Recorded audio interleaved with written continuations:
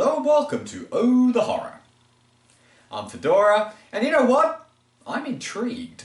Because since I put up the last video on Lost Boys 2, I've received a few comments from people saying that this movie is a lot better. I mean, how can it get any better than that? Well, I guess we'll find out in Lost Boys 3, The Thirst. So this movie starts 5 years ago in Washington, D.C. I'm sure that nickname is just to impress the tourists. Where vampires have taken a US congressman hostage? Holy shit! It's the attack of Grandpa Munster! Well, everyone was right already! This is way better than the last one! After rescuing said senator, Alan Frog takes off after a runaway vampire, but is caught and force-fed its blood. After a very quick transformation, this flashback comes to an end with Feldman getting evicted. You have 1 week to vacate. Have a good day. Fucking vampires. Hey, is that Shane's headless corpse down there? You know, I'm quite surprised I never mentioned the irony of this series of vampire movies taking place in California, aka the Sunshine State. Oh dear. It looks like Feldman's forced to sell all his earthly possessions in order to pay his massive debts. Well, art really does imitate life. What's that? Why am I always so mean to Corey Feldman? Well, great job, past version of me who wrote the script for this. Now you've made me look like the arsehole.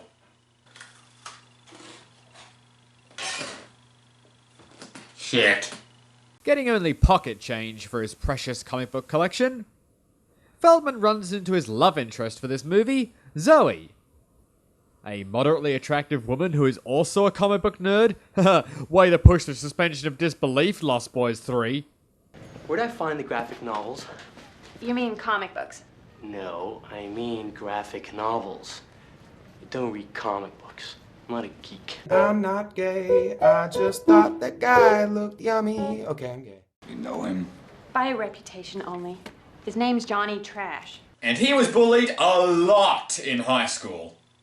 Johnny Trash is one of the many people who have come here in order to attend a big rave that's happening in some undisclosed location in town called the X Party. Too bad for Feldman it isn't called the Triple X Party, because waiting for him back at his trailer is South African supermodel Tanit Phoenix, and she has a job for him. It's my brother, Peter. He's been kidnapped. A couple of years ago, he started getting into trouble. Wait, that's a guy?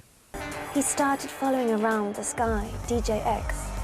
And at these raves, they're handing out this new designer drug. It's called The Thirst. And the only known cure is a can of Solo. The original thirst crusher. She finishes her explanation by stating that DJ X is using the thirst drug, which is actually vampire blood, to create an army of bloodsuckers, and that many hundreds of people in Europe have already been infected. But wait, it gets better! All of my research suggests that the thirst is made from the blood of the head vampire. The original. Am I seriously about to witness Corey Feldman versus Dracula? That's it! Best movie ever! Put away your Citizen Kanes, everybody! Lost Boys 3 The Thirst is now the new champion, goddammit! Despite telling him she's happy to pay him for his services, Feldman turns her down.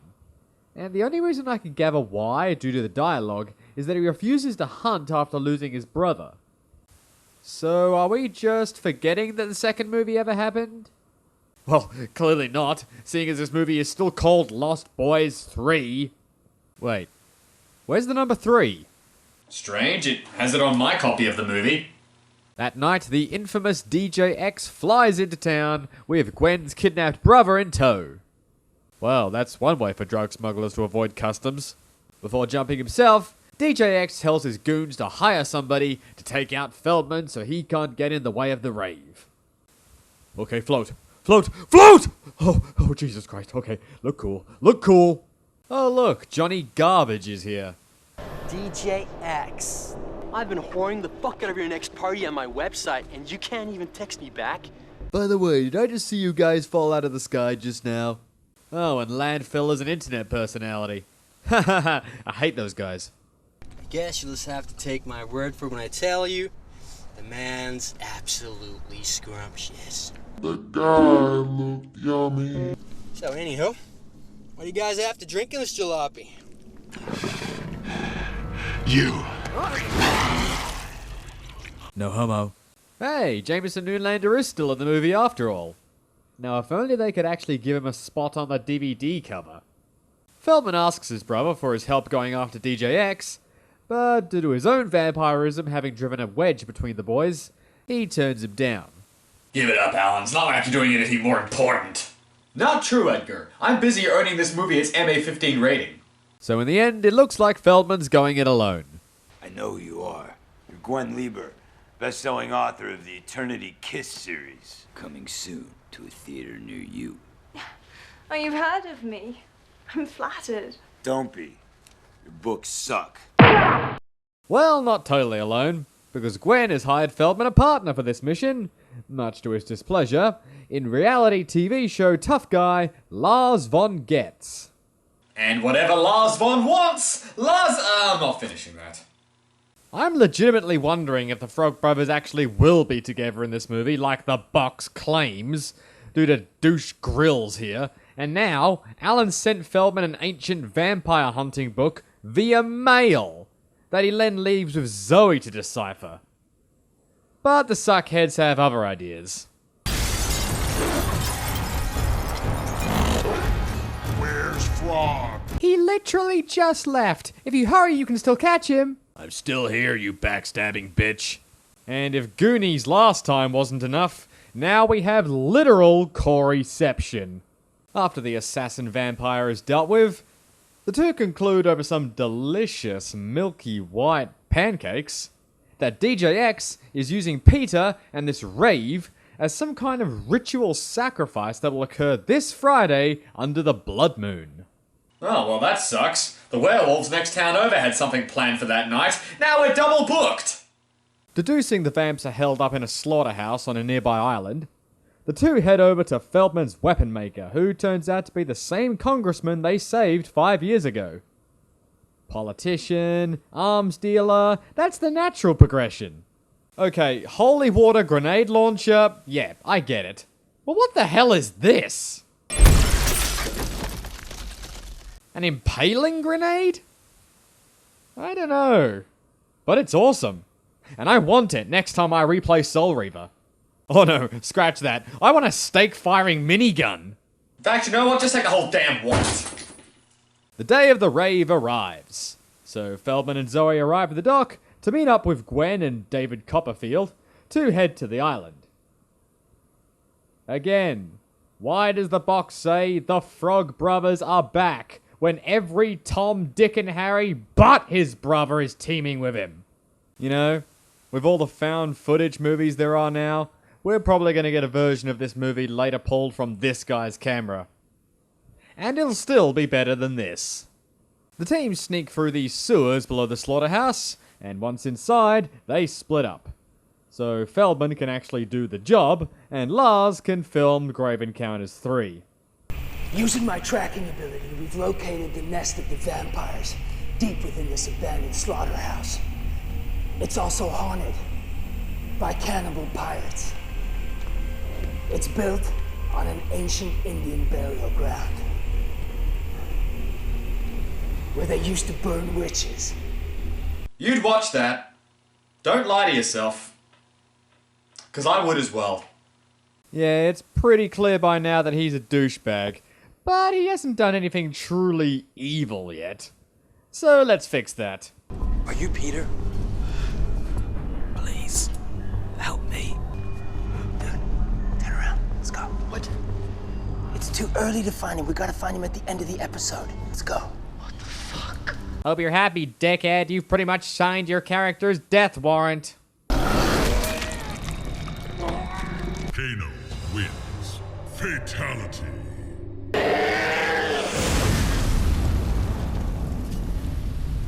You suck. Feldman and Zoe, meanwhile, have their own vamps to deal with. You're really not that good. You think they're paying me enough to take lessons? Yes, movie. The Matrix was a thing 11 years ago. An odd comment to make in the review of a sequel to a movie that's 23 years old. Night falls, and thus the rave begins.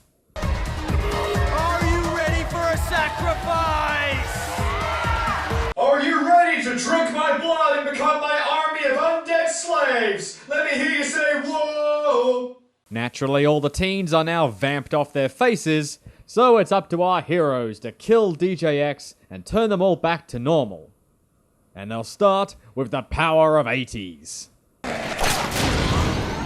Vinyl still shreds. So now it's the final battle between Feldman, who can now suddenly sword fight, and X, who puts up less of a fight than his henchman. But he's still enough to knock Corey down. Do you know what the first rule of combat is? Yeah, don't monologue.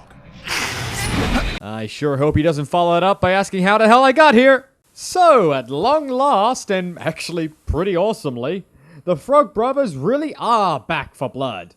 And keep X busy long enough for Zoe to give Feldman his impaling grenade and do things to X that make me clench.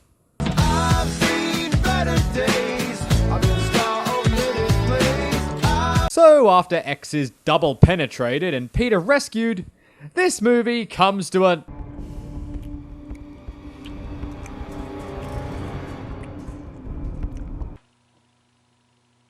Well, it's back. Suppressed memories. No, that's not the big twist.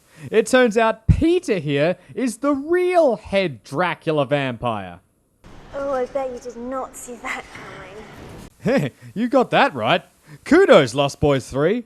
As long as you manage to convince yourself to forget the fact that he appeared in a photograph.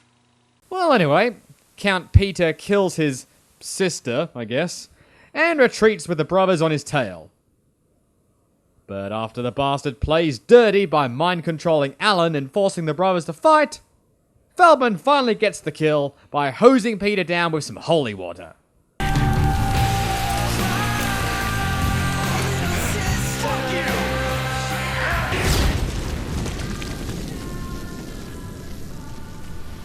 Yeah! Oh my god. I'm rooting for him. And I'm perfectly okay with that. Death to all vampires. Maximum body count. So, with Alan enjoying some long overdue sunshine, this movie actually comes to an end with Zoe revealing to us that she is actually a werewolf. Yeah, not joking. God, I really hope she isn't pissed about that double booking. Well, that was Lost Boys 3, The Thirst. Well, damn. I liked this movie. Hell, I liked it a lot. What made it so much better than number 2 was, ironically, the thing I made fun of the most. Corey Feldman was the star. A fact majorly helped by this movie being played a lot more for laughs than the last one, and him not standing out like a sore thumb amongst all the other characters because everyone acts just as weird as he does in their own way. It has its problems. I mean, visually it's a bit dull due to every vamp dying the same way, which I believe is a thing against the rules of the series. But all in all, this is a very enjoyable B-flick that pays homage in many ways to its original and its stars. And with that pleasant surprise, I'm Fedora, this is the Horror, save a screen for me, and we'll see you next time.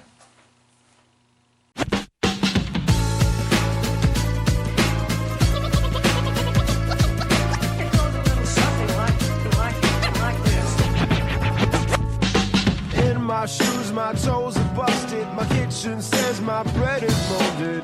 I got a good job.